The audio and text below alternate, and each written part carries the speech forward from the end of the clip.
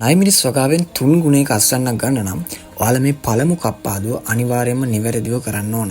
මේ පුංචි රහසින් තමයි ඔයාගේ නයිමිරිස් වගාව අතු විහිදුණු සරුසාරු පඳුරක් බවට පත් වෙන්නේ.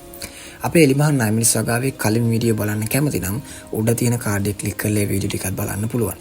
ඒ වගේම අපේ channel එක subscribe කරලා දිගටම අපිත් එක්ක එකතු වෙන්න මේ වගාවේ ඉදිරියට එන වීඩියෝ නරඹන්න. එහෙනම් වැඩි කතා නැතුව යමු අද අපේ වීඩියෝ එකට.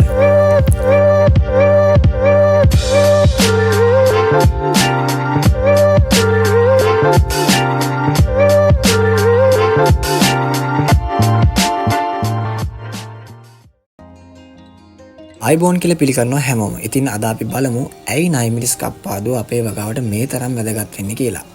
සාමාන්‍යයෙන් නයිමිරිස් ගසක් වැඩෙනකොට ප්‍රධාන කඳ මුලින් කොටස් දෙකකට බෙදෙනවා.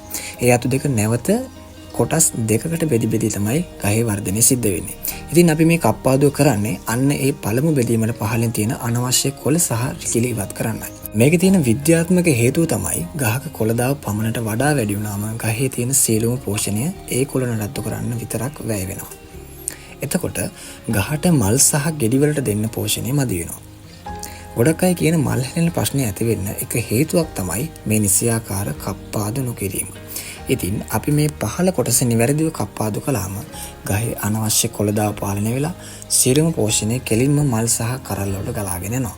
ඒ විතරක් නෙවෙයි මේ වැඩේ නිසා ගහ උසට වැවෙන එක පාලනය වෙලා පැත්තට අතු විහිදලා හොඳ සරුසාර ලස්සන පඳුරක් විදිහට ගහ හැදෙන්න පටන් ගන්නවා.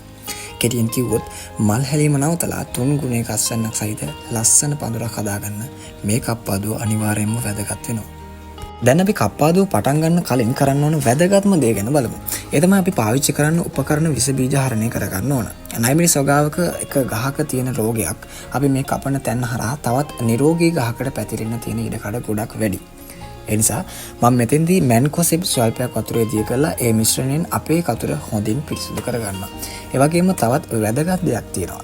මේ විදිහට මුළු වගාවම කප්පාදු කරලා ඉවර වුණාම අනිවාර්යයෙන්ම දිලීරනාශක මුළු වගාවටම යොදන්න ඕනේ. එතකොට කපපු තැන් වලින් දිලීර ශාකයට ඇතුළු වෙන්න තියෙන අවස්ථාව සම්පූර්ණයෙන්ම නැති වෙලා යනවා. දැන් අපි බලමු ප්‍රායෝගිකව කොහොමද මේ කප්පාදුව කරන්න කියලා. ඔයාලට පේනවා ඇති මේ ගහේ ප්‍රධාන කඳ මෙන්න මේ හරියෙන් පළවෙනියටම කොටස් දෙකකට බෙදලා තියෙනවා.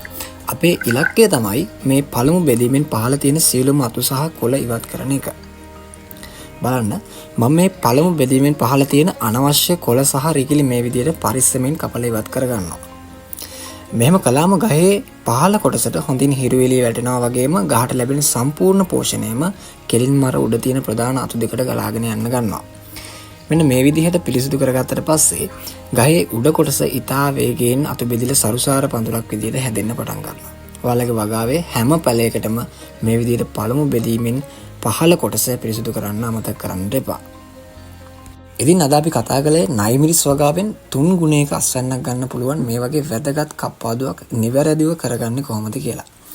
ඔයාලත් මේ පියවර ටික හරියටම අනුගමනය කළොත් ඔයාගේ නයිමිරිස් වගාවත් සරුසාර පඳුරක් කරගෙන වැඩි ඵලදාවක් ලබා ගන්න අනිවාර්යයෙන්ම හැකියාව ලැබෙනවා. මේ වගාවේ ඉදිරි පියවරවල් සහ තවත් වටිනා වීඩියෝ ඉදිරියට නරඹන්න අපේ channel එක මතක් කරලා subscribe කරලා තියාගන්න. වීඩියෝ ගැන මොනවා හරි ප්‍රශ්න තියෙනවා නම් පල්ලෙහෙන් කමෙන්ට් එකක් දාන්න. ඒ වගේම like එකක් දාලා ඔයාගේ යාළුවන්ට බලන්න share කරන්නත් අමතක කරන්න එපා. එහෙනම් මේ වගේ තවත් වටිනා වීඩියෝ එකකින් ඉක්මනින් හමු වෙමු. හැමෝටම සුබ දවසක්.